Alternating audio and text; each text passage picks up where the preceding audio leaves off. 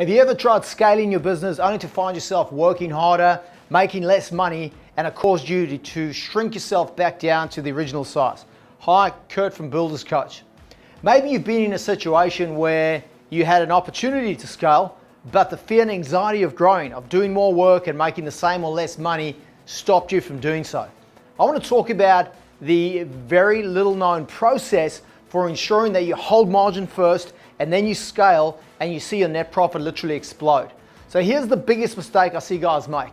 They don't fundamentally understand the difference between cost of goods sold and running costs. When I say cost of goods sold, I'm talking about signing a contract and then needing to buy brick, steel, timber, and so forth. That does not stress you out, right? When you got to go and buy those materials. Now, when it comes to your time, if you're spending time running the jobs as a supervisor, managing the job as a project manager, that is a cost of goods sold.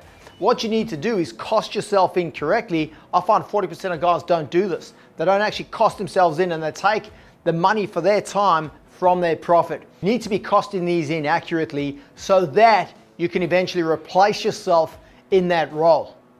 If you costing in your time for project management and supervision at an hourly rate, weekly allocation for each job, and you've got a margin on, you could then employ someone, replace yourself in each of those roles. Most guys replace themselves in supervision first, step back into project management, and then run the jobs that way until they eventually replace themselves in that project management role. But if you get that right, and you've got a marketing strategy in place that allows for a sushi train of profitable work, and you've got a pricing strategy that works and you're able to hold that margin, you're in a position to scale.